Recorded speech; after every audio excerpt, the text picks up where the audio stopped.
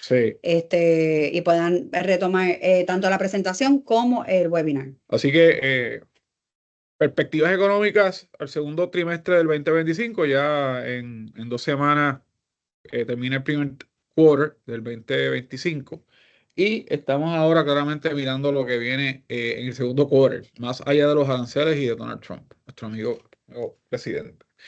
¿Qué vamos a hablar? Yo creo que aquí hay eh, como que todo esto de la nueva administración Trump, básicamente yo lo resumo en tres cosas. Número uno, todo el tema de aranceles, desde el punto de vista económico, ¿no? Está el tema de migratorio y de política exterior, pero yo veo aquí tres grandes conceptos de policy.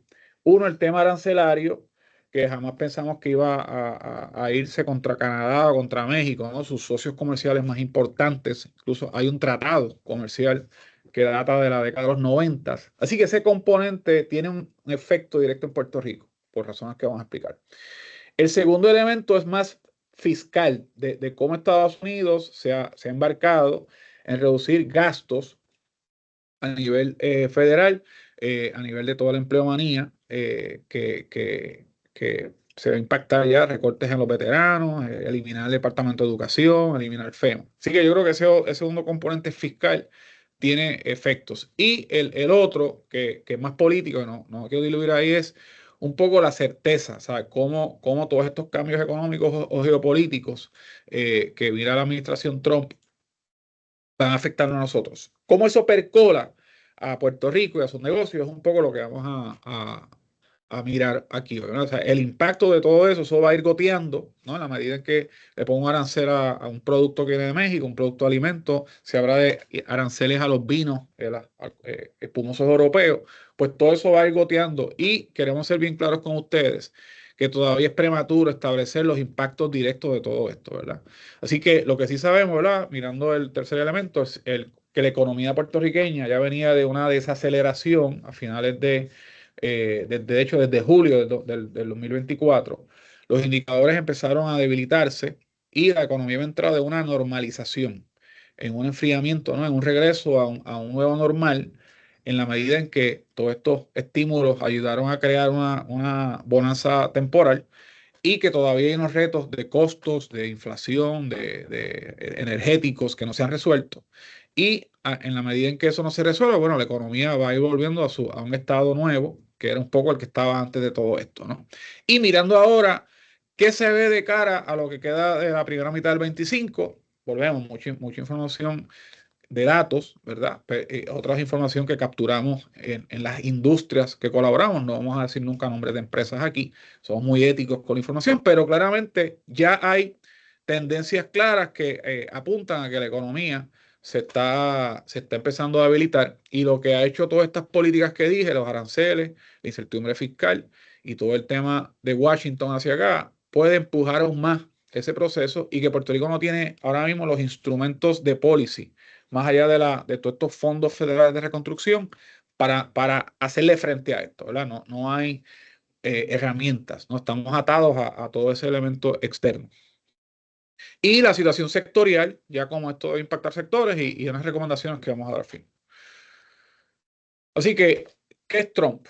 Por eso hablamos. ¿Qué es esto? Bueno, yo creo que hay 4 elementos aquí importantes que vamos a ir granulándolos, ¿no? Pero el primero es el tema de los aranceles y la guerra comercial, que vamos a llevarlo a números, ¿no? De por qué Trump ha decidido empezar su administración con estos aranceles, que de hecho esto no es nuevo. Yo en CNN a principios de diciembre me entrevistó Fernando de Rincón, está en el portal, búsquenlo, y hablábamos de los aranceles a México. Ya esto era evidente, ¿no? Pero jamás vimos la velocidad y la magnitud. Vamos a hablar de los fondos federales, cómo eso va a afectar a Puerto Rico. Puerto Rico recibe, y ahorita lo vamos a ver en números más detallados, sobre 23.000 millones en fondos directos en el 2023 al gobierno y a los consumidores en los distintos renglones. El tema energético. Ahí hay otro gran reto porque Donald Trump ha cambiado toda la política de renovables y aquí habíamos hecho una apuesta casi ciega a ese tema, que todo el mundo quiere moverse a ese elemento, pero Trump ahora se va a mover ahora al drilling, ¿no? ¿Cómo se llama eso? El fracking, ¿no? Todo el tema de los combustibles fósiles. Y eso nos coge un poquito off guard, ¿verdad? Porque aquí estábamos esperando que todos estos fondos de Biden siguieran, pues yo creo que ahí va a haber un reversazo, ¿no? Vamos camino a un abismo energético, que ese es el tema más local. Así que nos coge el cambio de policy energético en un momento donde Puerto Rico quería acelerar unas cosas con estos fondos federales y eso creo que inyecta ciertos cambios y retos al tema energético en la isla. Bueno, nosotros somos politólogos aquí, pero se ha generado una discusión, a nuestro juicio irresponsable, de un grupo en Washington moviendo el tema de una supuesta independencia por vía de un decreto. ¿Verdad? Eso yo no sé dónde va a llegar, pero ese ruido en estos momentos no ayuda. Así que esperemos que eso no despegue. Y yo no tengo problemas con que se mire el estatus, pero no creo que es el timing y la manera en que esto se haga, creo que tiene que ser de forma responsable, ¿no? Y no en el medio de toda la agitación que hay. Así que todos esos son los 4 componentes que desde nuestra perspectiva van a incidir, ¿no? En lo que es el tema de Puerto Rico. Entonces, ¿cómo eso se traduce acá? Pues entonces ahí vemos obviamente lo que dije ahorita, ya la economía, los mejores años o meses pasaron y ya estamos viendo sectores como los automóviles, la venta de casas, la venta, todo lo que es consumo de masas, se está enfriando. Así que ya esto se cruza porque si hubiera venido un proceso un poco más gradual del tema externo, pues Puerto Rico podía acomodarse y prepararse con más tiempo, ¿no? Pero esto nos coge ya en una economía enfriándose, ¿verdad? Y puede precipitar una caída más aguda, ¿no? En algún momento en la segunda mitad del 2025. Los consumidores están ya viendo todo lo que está pasando. Y el índice que preparamos con Retail Group, tenemos hasta febrero la lectura, estamos encuestando marzo, ya deja saber que el consumidor está preocupado, está escéptico, el consumidor está empezando a decir, oye, esto es conmigo, esto es conmigo.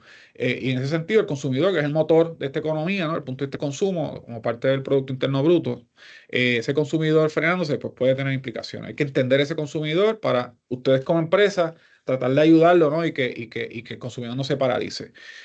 Vamos a un abismo energético. La gobernadora lo ha planteado, lo ha dicho porque ella sabe que hay un tema serio de producción, de producción energética. No voy a chantar.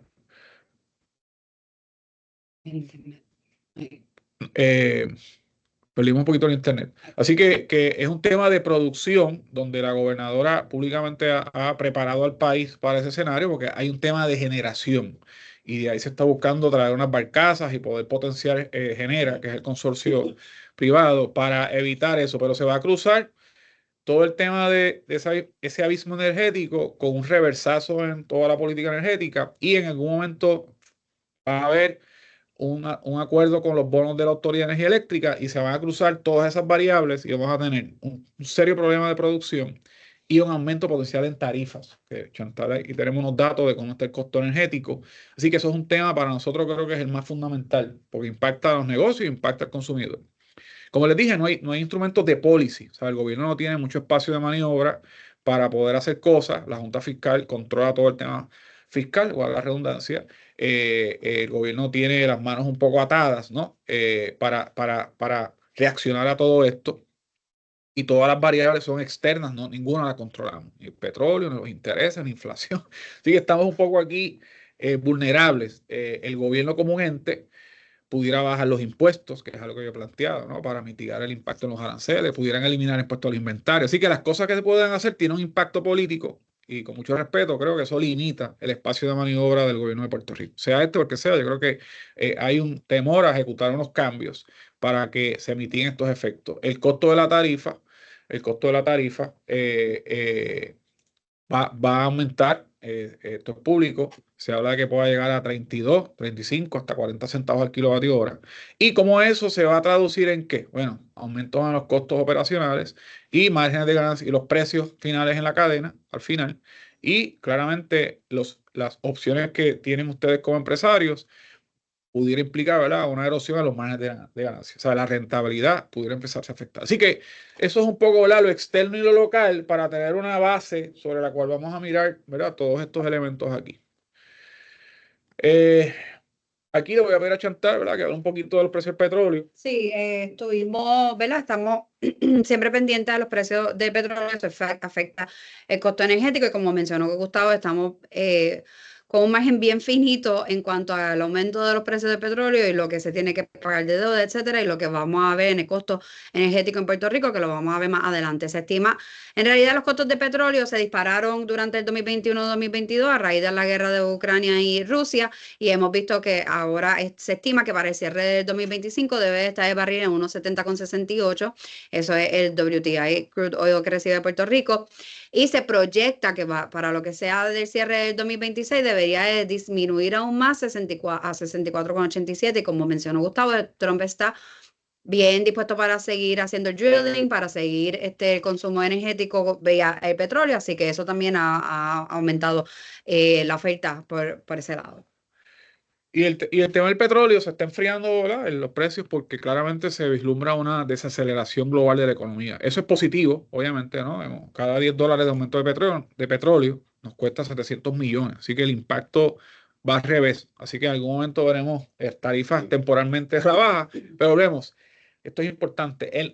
Aunque el petróleo baje, digo, ayuda, el cambio en la tarifa atado a la reestructuración de la deuda de prepa va a tener un efecto en Puerto Rico. Así que más allá de lo que pase globalmente, el tema de una tarifa nueva para honrar la deuda reestructurada nos va a impactar. Mientras más bajo sea el petróleo, menos va a ser ese impacto, ¿no? Así que creo que es un tema a seguir porque la variable energética va a ser fundamental en los negocios y en el consumidor y en la competitividad de Puerto Rico. Y ahí ese pico de 30 centavos el kilovatio hora, eso fue en enero. En enero, Sí, aún con los precios de petróleo bajando. bajando. Así que, y obviamente el tema de los 36 centavos, que fue en la guerra, empezó la guerra en Ucrania en el verano del 22. Así que volvemos, vamos a un verano del 25, que va a ser una coyuntura bien retante desde el punto de vista de producción, porque la producción está bien mal. Se requieren todavía 800, se estima que se necesitan unos 800 megavatios y estamos por, o sea, se necesitan unos 800 megavatios para que tengan idea. Aguirre está cerrado, a Costa Sur, etcétera, todo eso tiene el problema y por eso es que se está hablando de que en verano puede ser hasta un 30% de menos producción y los relevos de carga, etcétera. Y añado que el gobierno está tratando de pasar una legislación para reabrir AES, que era la planta de carbón en Guayama. Hay unos retos ahí, que en algún momento entraremos en los detalles, pero está buscar generación, valga la redundancia, a toda costa. Y el cable, este proyecto Hostos, que todo indica que está viento en popa, pero eso va a estar en el 2030-31. Así que eso va a promover 500, 600 megavatios nuevos, pero no va a estar accesible. Así que nada, hay un tema serio, no es un tema con Luma, y no estamos haciendo abogados de Luma, o sea, es que no hay, la generación no está. Si no está la generación y la demanda está, y el verano se dispara por el tema del calor, bueno, pues hay un reto ahí y yo creo que la gobernadora está adelantándose, ¿no? Para que no coja a nadie por sorpresa ese tema. Ok. Pongan paneles y vamos a hacer rápido. Aquí otro de los temas que hemos estado discutiendo son los aranceles que se han impuesto para que tengan una idea de dónde estamos, porque hay un kitipón. Canadá y México, el 4 de marzo se comenzaron los aranceles de 25%, después se retractó, después lo volvió a poner. Todo en excepto productos energéticos y potasa, eso es fertilizante y potasio y eso. Excepto para autos elegibles bajo el Tratado de México y Canadá hasta el 2 de abril, que por eso han estado también escuchando de que se está poniendo un arancel sobre los autos que se están importando de otros países, ¿verdad? Con la iniciativa de que se esté entonces haciendo más producción en Estados Unidos. Aluminio y hierro, importante para todo lo que tenga que ver con construcción. El 12 de marzo comenzó un arancel de 25% y ha también continuado la amenaza de aumentar esos aranceles, y sabemos que los costos de construcción en Puerto Rico, uno de los problemas más grandes de por qué no estamos también viendo no solamente construcción nueva, asequible, sino que también estamos viendo muchos lados del consumidor. Nosotros en la encuesta que realizamos con Retail Group mensualmente hemos visto que muchos consumidores nos están diciendo que las mejoras y renovaciones que estaban haciendo en el hogar ya no las están haciendo por los costos de materiales. Así que imagínense entonces los costos de materiales de construcción que ya han aumentado doble dígito, y algunos de ellos, aluminio siendo uno, casi por encima de 100%, pues ahora continúa hacia arriba. China, todos los productos de China tuvieron un 10%, los volvió a aumentar un 10% adicional, así que van por 20%. Eso es en adición a los aranceles que puso en su primer término.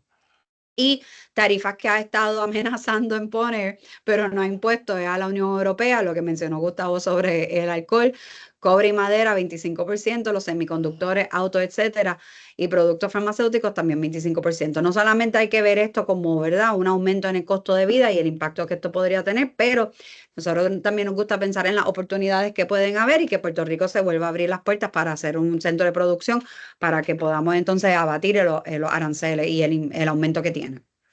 Y ojalá se hagan políticas económicas, ¿no? Localmente, porque hay que resolver issues, ¿sabes? Que una fábrica repiense a dónde se va, bueno, no es que automáticamente viene a Puerto Rico, porque va a requerir un repensamiento en la estructura, ¿verdad? Promocional de Puerto Rico, ¿verdad? Y todos los factores que hoy lastiman la competitividad, pero hay una ventana abierta, que es cuestión de poderla capitalizar. Todo esto, en estos días, el presidente Trump le dijo a la prensa, y ayer salió su asesor económico, que todas estas medidas de aranceles y recortes fiscales pueden provocar una recesión, ¿verdad? Pero más allá de una recesión, y yo creo que ellos saben que va a haber una recesión, ¿no? Lo más preocupante es que pueda haber lo que se conoce un stagflation. Eso es una mezcla de contracción económica con inflación alta, ¿verdad? Y eso crea, aumenta el desempleo, contrae la economía, así que stagflation es algo que nos preocupa, en español es estanflación, la traducción literal. Y puede provocarle un shock, ¿verdad? Que en este caso, ¿verdad? Estos que llaman economic policies, que en este caso son los aranceles, hasta incrementándole costos al empresario, que lo paga bajo el consumidor. Eso dispara inflación y a la misma vez esos costos contraen la economía. El resultado combinado de esas dos cosas simultáneamente es stagflation. Y es complicado porque bregar eso a la misma vez no es fácil, ¿verdad? Porque la inflación se combate subiendo tasas de interés. Bueno, pues subimos las tasas 11 veces. Así que para contener la inflación y va bajando, ¿verdad? Pero si tienes una inflación con contracción, pues ahí las políticas económicas, ¿no? Porque entonces tendrías que bajar las tasas para activar la economía, pero afecta la inflación. Así que desde el punto de vista de policy, es un escenario que algunos economistas en Estados Unidos han planteado. Así que Puerto Rico no es que vamos hacia eso, pero hay un riesgo de entrar ahí. Todo este ruido ha provocado que los mercados financieros hayan tenido mucha volatilidad y en las últimas 3 semanas los mercados han perdido 5 trillones de dólares, ¿verdad? En la caída de market cap. El S&P 500 estaba en 6.200 puntos, anda por 5.600. El Nasdaq, que ahí corre todo el mundo de tecnología, igual se ha caído dramáticamente. Y el Dow Jones, el Dow Jones Industrial Average. Así que los mercados están reaccionando con mucho temor, Wall Street, ante toda esta incertidumbre, este new ball game que nadie esperaba de esta magnitud, ¿verdad? Eso está todo rojo ahí. Así que los mercados están definiendo hacia dónde va todo esto y presagiando quizás una posible recesión a corto plazo. Y eso está provocando, ¿verdad? Esta caída. ¿Qué implica eso? Bueno, los 401k de ustedes, sus empleados, pues yo creo que un poquito de orientación, ¿verdad? Porque esto ha creado un poquito de ansiedad, pero claramente es parte del proceso. Entonces, aquí nosotros empezamos a hacer un ejercicio que es tedioso, pero importante, que es tratar de visualizar cómo todos estos aranceles pueden afectar a Puerto Rico, enfocándonos en lo que dice la gráfica. Perdón, que es cuánto negocio Puerto Rico tiene con Canadá, con China y con México. Y ahí le voy a pedir a Chantal, ¿verdad?, que un poco de detalle, ¿verdad? Estamos hablando de los números macro y qué traemos de cada país para poder medir el impacto que tiene eso dentro del mercado de Puerto Rico. Sí, primero, ¿nos escuchan bien? Parece que tuvimos 2 o 3 personas que nos indicaron que no nos escuchaban bien. Cualquier cosa pueden escribir en el chat, estamos pendientes. Estos son las importaciones que nosotros recibimos de Canadá, China y México. Y entonces lo que nosotros exportamos, como ven, tenemos una balanza de pago a nuestro favor con las importaciones. De Canadá, 818 millones. En el 2024, China 920 y México 971. ¿Qué nosotros importamos mayormente?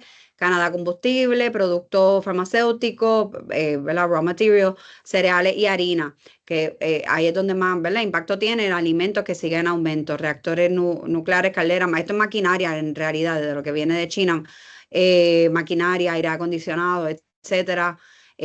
muebles, ropa, todo eso, el costo que tienen cada uno, igual de México, vehículos, accesorios de vehículos, etcétera, café, té, combustible, etcétera. Nosotros lo que hicimos fue medir qué impacto tienen los aranceles de un 25% en estos países, 10% China, etcétera, sobre estos productos.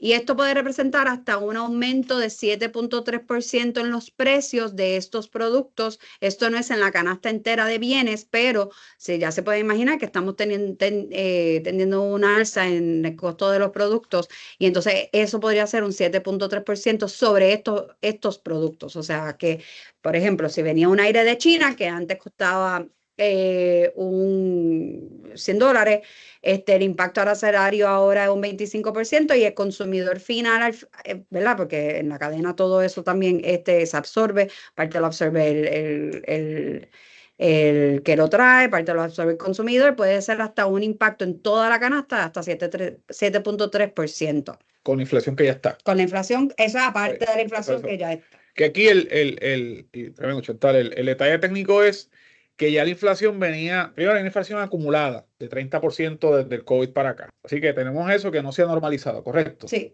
Así que sobre eso ahora vamos a tener potencialmente ese efecto que Chantal, un efecto cascada que esto va a tener. Así que eso se hace para la caída de los precios, para que el consumidor tenga más poder adquisitivo y crea una presión adicional. ¿Cuánto esto va a durar? Bueno, eso es la gran pregunta que todo el mundo se está haciendo, pero creo que esto es importante.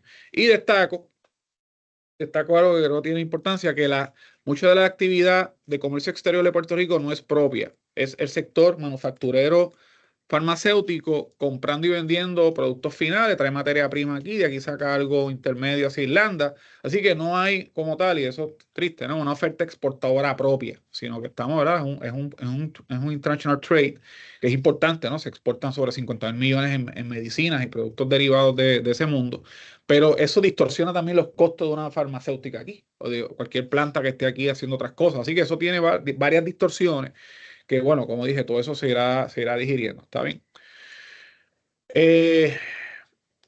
Entonces, sí, lo mismo en el aluminio y acero, hicimos el mismo ejercicio, cuánto son las importaciones de aluminio y cuánto son las importaciones de acero. Esto en general, no entramos en detalle cuáles son los países en donde se importa el aluminio y el acero, el impacto que eso tendría, ¿verdad? No todos esos países, todos esos países caen bajo el arancel porque el arancel está sobre el producto, no sobre el país, como lo que es Canadá y China.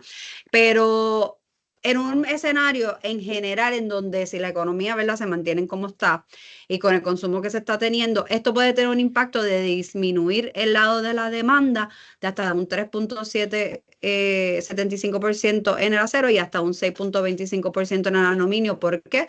Porque eso ha ido en aumento, ya se está, ¿verdad?, la elasticidad de demanda de los precios, ya entonces empieza a ser inasequible para algunos y el impacto que eso podría tener. Así que, ¿verdad?, eso es para aquellos que venden este tipo de material o algo, pues entonces el impacto que podría tener, porque, ¿verdad?, las tarifas no son solamente por el aumento en el costo de vida, sino que estás también sacando personas del mercado que podían tener un poder adquisitivo de compra. Sobre eso ya no lo van a poder tener. Muy bien. Y cógete. Entonces, Sí. vamos a tener una transición aquí. Y quiero que esto Chantal lo explique. Ya hablamos de aranceles. Y ahorita hay una gráfica aquí de la balanza comercial ¿verdad? La pusimos esa gráfica de Puerto Rico, de Estados Unidos con los países que está abriendo esta guerra comercial. Pero esto es importante, ¿verdad? Para no enredarnos en la discusión. Cubrimos aranceles, falta una gráfica del el comercio bilateral, pero aquí la otra parte es que Estados Unidos va a una gran reforma fiscal porque Estados Unidos tiene una deuda de 34 trillones de dólares que representa el 124% del Producto Interno Bruto. Así que están, como nosotros, listos para una junta fiscal. Digo esto medio sarcásticamente. Y los Moses en la Junta de Control Y los Fiscal. Moses es su junta fiscal, su Fiscal Emergency Manager, como le pasó a Detroit. Así que el hombre está con una motosierra que se la prestó Milei, el de Argentina, tumbando cabezas ahí a medio mundo para ver cómo cortan gasto, bajan ¿verdad?, el fiscal expenditure y van ahora a bajar impuestos para ver si ellos logran crear contener ese déficit y la política esta de trickle down economics, de que si yo estimulo, bajo los taxes, eso crea más revenue y voy nivelando, ¿verdad?, ese shortfall fiscal. Así que hay unos temas aquí que es esa reforma fiscal multianual, que Chantal va a entrar en detalle. Sí, ese presupuesto que presentó ahora la Cámara de Representantes, que se entiende que va a pasar al Senado y va a ser aprobada por Trump, y lo que están tratando de hacer es... Aquí está. Disculpen. Y lo que están tratando de hacer es recortar gastos. Quieren recortar aproximadamente de 1.5 billones, 1.5 trillion a 2 billones, 2 trillion en los próximos 10 años y recortar los ingresos que son por el lado de impuestos de 4.5 trillones. ¿Dónde están viendo el aumento? Todo lo que es defensa, todo lo que es energía, por ese lado. ¿Dónde están disminuyendo gastos y donde a nosotros nos impacta? Están, ¿verdad? Agricultura, etcétera. Pero en Means and Ways Committee le dijeron que tiene que recortar hasta 2 trillones 2 billones, 2.000 billones en gastos. ¿Y dónde lo van a poder recortar? Lo que está mayormente compuesto es Medicare, Medicaid, los programas de asistencia nutricional, todo eso. Y ahí es donde Trump dijo que no quiere que se toque Medicare, pero si no tocas Medicare, lo que queda grande es Medicaid, porque aunque tú quites todos los demás programas, y ahí entra que si la ayuda de vivienda, etcétera, y van a ver el impacto que eso tendría sobre Puerto Rico. Aunque tú cortes todos los demás programas, esos programas representan 500 billones y no llegan, no alcanzan a lo que se quiere y lo que se están pidiendo que recorte. Así que eventualmente tienen que tocar Medicaid. Y si a la larga no cumplen con las cuestiones de déficit, ¿verdad? Que quieren cumplir, tienen que tocar Medicare y Seguro Social. Y vamos a ver entonces el impacto que eso tendría sobre Puerto Rico, porque no solamente los fondos federales afectan a los individuos, afectan también al gobierno. El gobierno de Puerto Rico, el gobierno central recibe anualmente aproximadamente 7.300 millones de dólares y eso está desglosado por las diferentes agencias de gobierno, la más que recibe el Departamento de Salud, seguido por el Departamento de Educación, y les recuerdo que ahora mismo el Departamento de Educación Federal lo cortaron. El objetivo que pusieron a Linda McMahon, ¿verdad? La esposa de Vince McMahon de la WWE, es que corte, desmantele el Departamento de Educación. Eso va a tener repercusión sobre el Departamento de Educación de Puerto Rico, mayormente en los programas de educación especial, etcétera. Así que vamos a ver ese impacto. El Departamento de Salud que recibe 1.700 millones, el Departamento de Familia y por ahí hacia abajo. Empresas públicas que también reciben, Prepa es la número 1 con 706 millones. Eso no es incluyendo el dinero de FEMA que está asignado, que hemos hablado de los 10.000 millones de dólares, eso no está, eso es de FEMA, esto es directamente del gobierno federal, acueducto, de autoridad de puertos, etcétera, que reciben dinero del gobierno federal. Si hay recortes, esto se va a ver afectado, no hay manera que no se pueda ver afectado. Así que ya más o menos tienen una idea de cuáles son esos departamentos de gobierno que se van a ver mayormente afectados por los recortes y las empresas públicas que también se van a llevar. Prepa tiene esos 10.000 millones de dólares que están ahí asignados, eso es por el lado de FEMA y eso es mayormente para infraestructura, no para las operaciones día a día como lo son estos fondos federales que se envían. Y por el lado de los individuos, hablamos de gobierno, los individuos, donde ellos reciben. Mucho de este dinero también es dinero que se aportó. Nosotros aportamos a Seguro Social, nosotros aportamos a Medicaid, aportamos a Medicare, así que no es solamente, ¿verdad?, un one-way street, pero aún así, si empiezan a recortar a nivel federal, aquí eventualmente se va a ver afectado. Para que tengan idea, en Puerto Rico aproximadamente un 45% de los hogares tienen a alguien que recibe Seguro Social y diría que como un 80% de personas reciben Medicaid. Así que, ¿verdad? Eso, Medicaid son unos 3.000 millones de dólares, beneficios de Seguro Social 9.800 millones de dólares, fondos de Medicare 7.500 millones de dólares y pues así sucesivamente, asistencia nutricional, que es el programa de los cupones, ese también. Elon Musk en varias ocasiones ha sido enfático de que debería de ser evaluado para, ¿verdad?, ver si se recorta por completo, y es simplemente aquí queremos, ¿verdad?, que tengan un panorama de cuántos son los fondos que recibe Puerto Rico, cuáles son esos fondos y el impacto que podría tener sobre el consumo. Así que, ¿verdad?, el perfil de esos clientes, si es una persona que recibe mayormente Seguro Social, si nosotros tenemos aquí personas que están en el área de salud, pues ya saben que, ¿verdad?, el impacto que podría tener y asistencia nutricional en alimentos, etcétera. Yo creo que esto se traduce a a nivel macro, que lo hemos hablado antes, de que todo este dinero federal recurrente aumenta a raíz de los desastres, o sea, llevando la economía al nivel más alto, donde en el 2022 42% del Producto Nacional Bruto lo movió dinero recurrente y el dinero coyuntural de los desastres. Así que en la medida en que ese gobierno federal ahora se vire y empiece a quitarle dinero federal a toda la economía de Estados Unidos, pero siendo Puerto Rico la más expuesta a estos fondos, pues puede tener un efecto, ¿no? Y no sabemos hoy cuál va a ser exactamente. Estamos poniendo esto como el benchmark. Bueno, si le quito tanto al pan, pues cómo los supermercados y los distribuidores pierden ese sector. Si le quito tanto a Medicaid, que eso es otra discusión que viene por ahí. Así que es un poco, ¿verdad? No es el ánimo de meter miedo aquí, pero que entiendan que esta economía, yo lo he llamado, se ha federalizado. O sea, la economía tiene el nivel donde más dinero federal hay corriendo y en una coyuntura fiscal complicada, pues eso tiene un impacto. Y aquí traigo un poquito, ¿no? El que más allá del funding federal, hay un aparato del gobierno federal aquí, veteranos, el FBI, todo lo que son las agencias federales que operan en Puerto Rico, y ante los recortes que están ocurriendo a nivel federal, pues algo eso se va a afectar.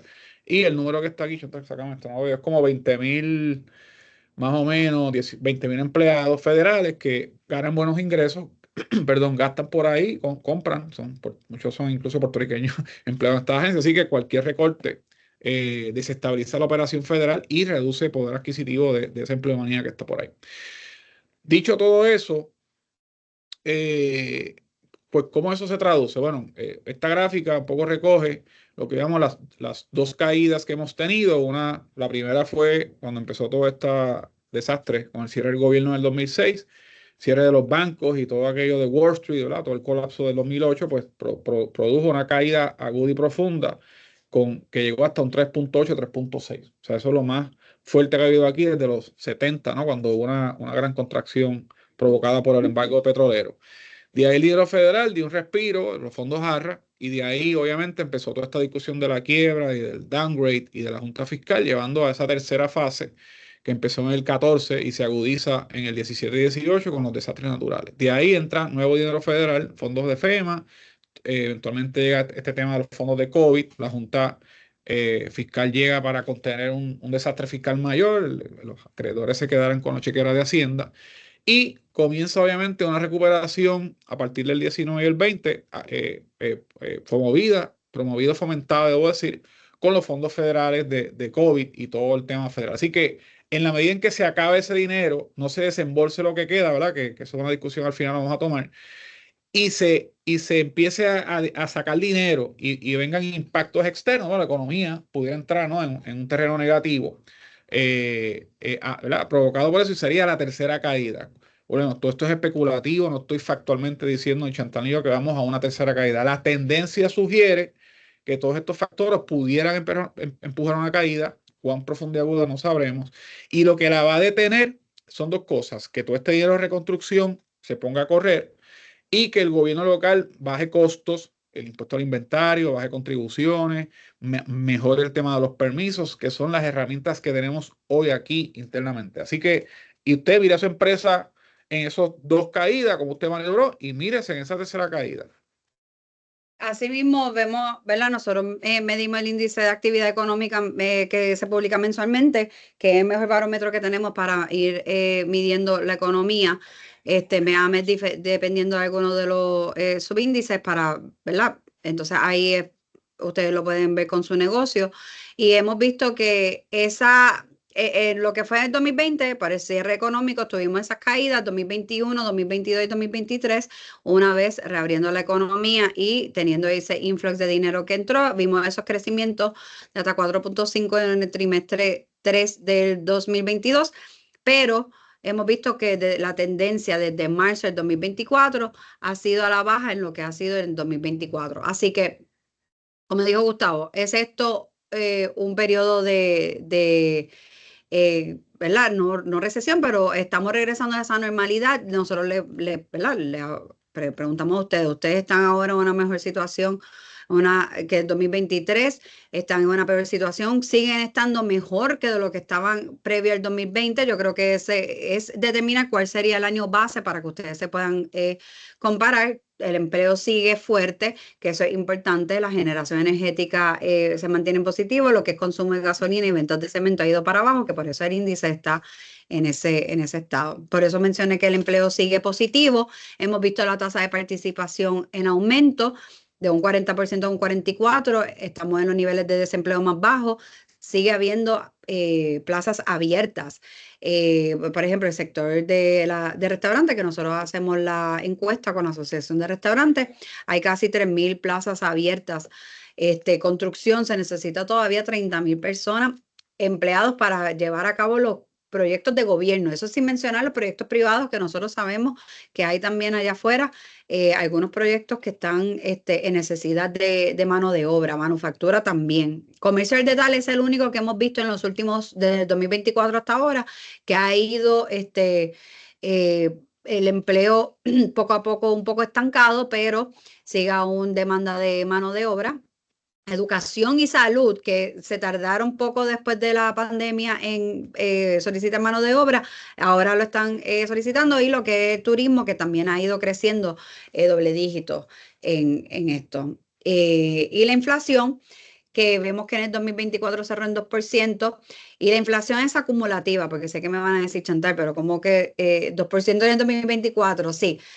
2% en toda la canasta. Si entramos en alguno de los bienes, como por ejemplo alimentos, eso estuvo en un 3%, servicios, los plomeros, abogados, el beauty, todo eso ha tenido un aumento también en el costo, en el aumento en los precios, y cuando lo comparamos contra el 2020, porque yo creo que es un buen benchmark, una buena base para ver lo acumulativo que ha sido el aumento en los precios, alimentos, por ejemplo, está doble dígito, 20% por encima de lo que estaba en el 2020. Y si entramos a alguno de los productos, porque sé que me va a decir los huevos, el churrasco, etcétera, los aceites, sí, están por encima algunos 30, 40%, además los huevos en un momento estuvieron 70% por encima. Así que, pero lo importante es que esa inflación ha ido poco a poco no disminuyendo, no es que estamos teniendo un retroceso en los precios, no es que están bajando los precios, aunque sí en algunos, ropa por ejemplo, ha tenido una disminución en precios, pero la canasta de bienes, el aumento en precios está desacelerando, no está creciendo tan rápido como ese 7.2% que vimos en julio.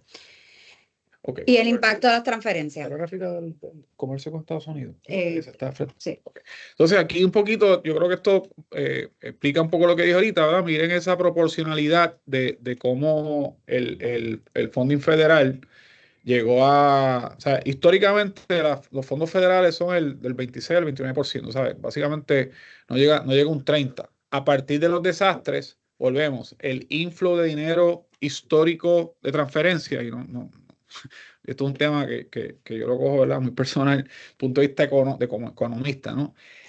Le hemos añadido un nivel nuevo por los desastres y no hemos resuelto temas estructurales. El tema de Welfare to Work, que creo que es importante, está cogiendo cierta atracción, el crédito al trabajo. Así que hoy más que nunca haría falta, y respectivamente lo que decida, ¿no?, el equipo de Trump a nivel fiscal, pero el tener esta exposición a dinero que no controlamos, nadie controla lo que va a decidir Trump ni Elon Musk, el Congreso republicano, bueno, pues cualquier reducción en esos inflows van a parar esto. Y hay unas preguntas con respecto a los fondos de FEMA, ¿no? Si implosionan a FEMA, ¿cuál va a ser el modelo nuevo? Así que esto le da la magnitud a ustedes y todos los sectores que son grandes recipientes de dinero federal. Bueno, los crecimientos que han tenido no es porque hay un crecimiento orgánico en la economía, sino porque hay más plata federal. Y eso levanta todo el sistema. Así que eso se va a ir normalizando. Y el PAN, ¿verdad? Uno de los segmentos, y a mí me preocupa algo, y quiero ser cuidadoso con el comentario. Estos recortes, cuando uno ve el tema el funding de asistencia nutricional del PAN, el nivel histórico más alto, y uno ve el WIC, y uno ve el Medicaid, con eso era, ¿cómo se llama? Plan Vital. Recortes van a empezar a afectar de abajo para arriba. O sea, los sectores aquí más afectados, una vez se sepa qué se va a recortar y en cuánto, son la gente pobre. Y no estoy estigmatizando la pobreza ni poniéndole una etiqueta, ¿no? Pero es el concepto de viene un impacto de abajo para arriba. Y esa gente está vulnerable, esos sectores, debo decir, y puede haber entonces un poquito de disruption social. En la medida en que, ¿verdad?, todo este dinero ha sido un lubricante social, en la medida en que no hemos resuelto una serie de temas. Así que en la medida en que el gobierno quite dinero en estos programas, yo creo que puede crear ¿verdad?, unas tensiones sociales, puede provocar, ¿verdad? Unos comportamientos sociales complicados. Así que fuera del tema económico hay un tema y después nos tocará arriba en algún momento a los que estamos en los negocios, ¿no? Todos los que estamos expuestos en industrias que están atados a fondos federales, pero es preocupante. Y creo que es importante esto que está aquí, que es un planteamiento histórico de muchos economistas, y me incluyo ahí, de que en la medida en que el gobierno ha recibido todo este dinero federal, sí también ha habido un crecimiento orgánico del ecosistema empresarial. Así que hoy, y de hecho, para tener contexto histórico, en el 2005 o 6, aquí habían como 65,000 empresas formales en el país, empresas ¿verdad? Formalizadas. Eso llegó a 40 y pico mil bajitos en el peor momento de la crisis, y del 2020, que es el número que usamos usando COVID como un punto de partida, hemos visto una expansión otra vez de empresarios. 90% de esa huella empresarial son empresas pymes. Así que creo que es otro elemento importante. Empresas de 50 empleados o menos. Así que creo que es positivo. Y la mitad, escuchen este número, son empresas de 5 empleados o menos. De esas 52,000, 28,000 son empresas de 5 empleados o menos. Así que eso, ¿verdad?, tiene unas implicaciones, pero igual creo que es importante, ¿no?, que se fortalezca ese aparato privado, y ahí ven los sectores que han crecido, ¿no? La construcción, el más que ha crecido. Todo lo que es servicio, turismo ha crecido. En la medida en que hemos tenido más promoción turística, se duplicaron los hoteles, pero los visitantes. Y los sectores ahí, ¿verdad?, que han crecido, ¿no?, en términos de unidades, en términos porcentuales. Así que hemos tenido una recomposición económica, una recomposición estructural de las industrias en Puerto Rico. Y eso les da a ustedes, ¿verdad? Por ejemplo, somos un service-driven economy, o sea, somos una economía más enfocada en servicios, una economía más postindustrial, en la medida en que la manufactura sigue siendo importante, ¿no? El 45% del Producto Interno Bruto es manufactura, pero cada día la tendencia es hacer un service-driven economy, ¿no? Con las implicaciones que eso tiene. Y sectores vulnerables, bueno, la salud, la educación y los alimentos, ¿no? En la medida en que están atados a todo este funding federal, ¿verdad? Pero creo que es importante destacar eso. Estamos ya wrapping up, por eso voy ahora a acelerar el paso aquí. Las quiebras están preocupantemente otra vez hacia arriba. Empezaron en enero con un 21% de incremento. Todavía no estaban a los niveles pre-COVID. Aquí llegamos a tener 12,000 quiebras anuales en algún momento entre el 2012 y el 2014. Pero sí hay un resurgimiento en las quiebras, sector de construcción, los restaurantes, todo, y ¿verdad?, otros sectores atados, los agricultores, médicos. Así que hay unos sectores con más vulnerabilidad que otros.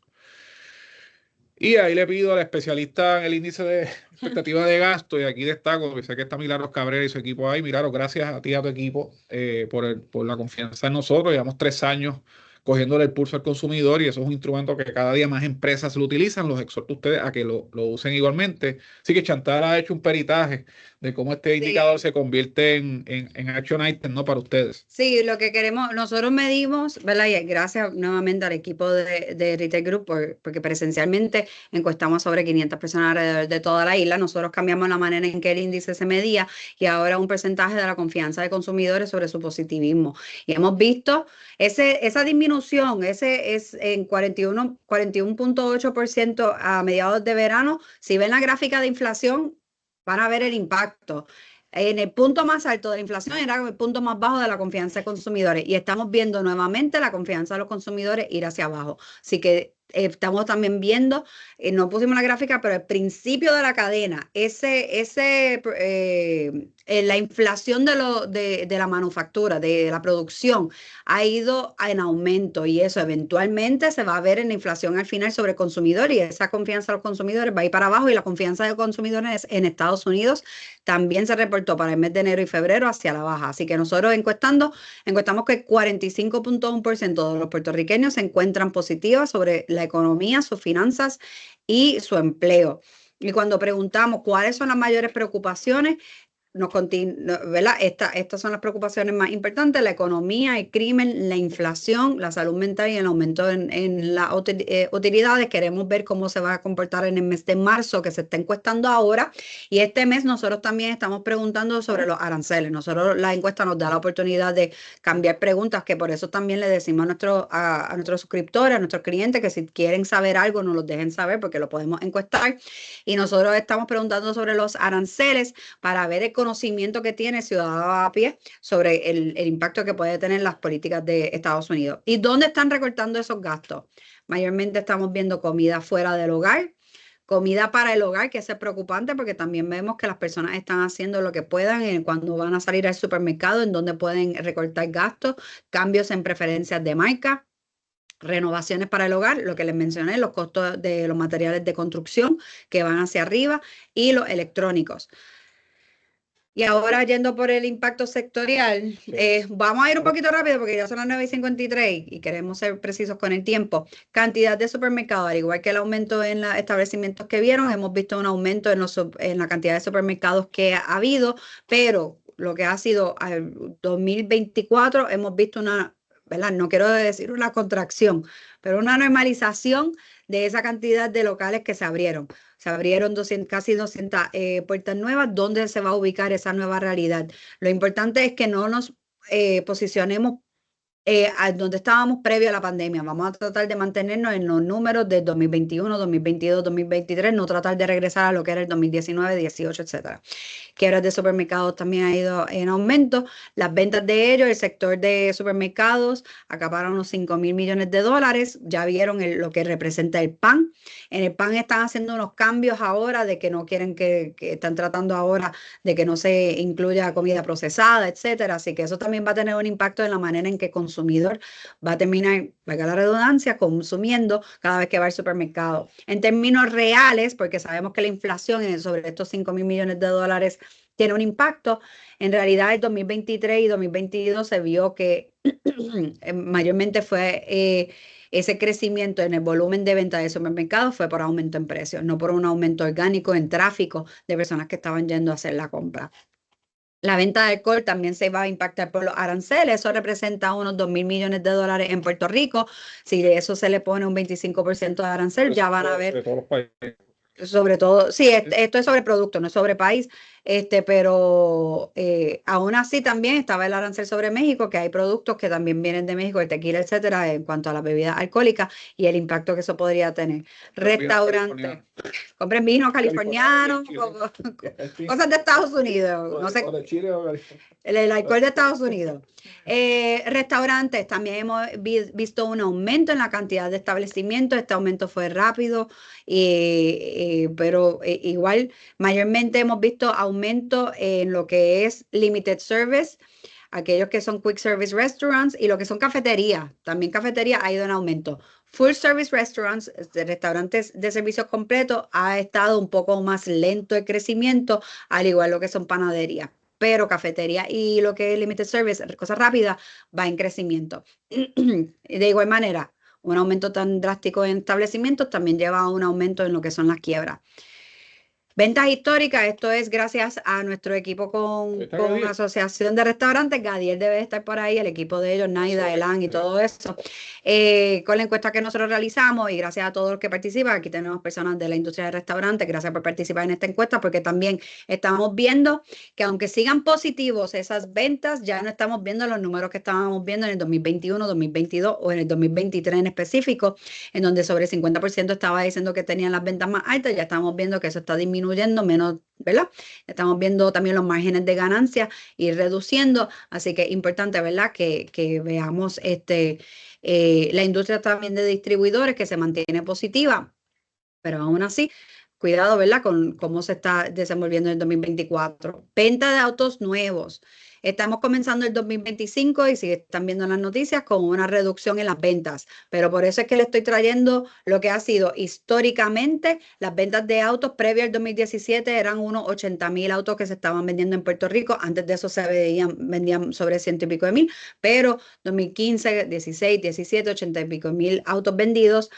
Con ese influx de dinero, vimos un aumento sobre 100.000, sobre 120.000 en los últimos años. Yo creo que si salen a la calle, ven todo el mundo con carro nuevo y eso es bueno. No están los estartalados esos que están en la carretera.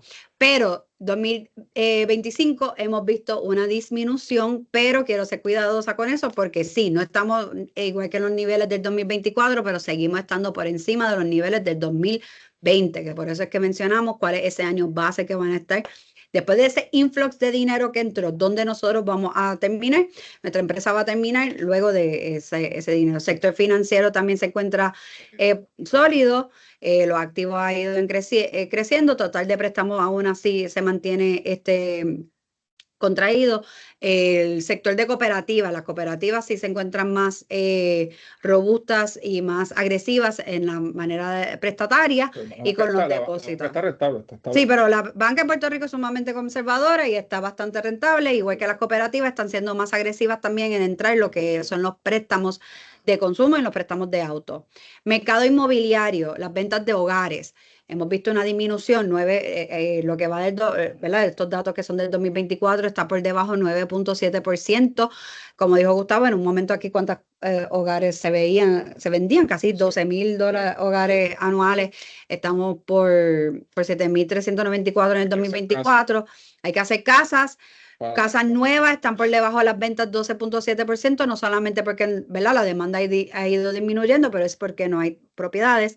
Al igual que venta de casas existentes, personas no quieren vender su hogar porque no quieren refinanciar o porque no quieren buscar una nueva propiedad con los intereses tan altos. Así que yo creo que estamos en un wait and see con el mercado inmobiliario porque todo el mundo tiene en the back of their mind de que van a bajar las tasas de interés y que, ¿verdad?, cuando bajen, pues entonces compro, pero aún así eso aumenta la demanda y las personas no quieren vender la propiedad por eso mismo, y hemos visto también un aumento en los precios, porque aquellos que sí están comprando propiedades más altas.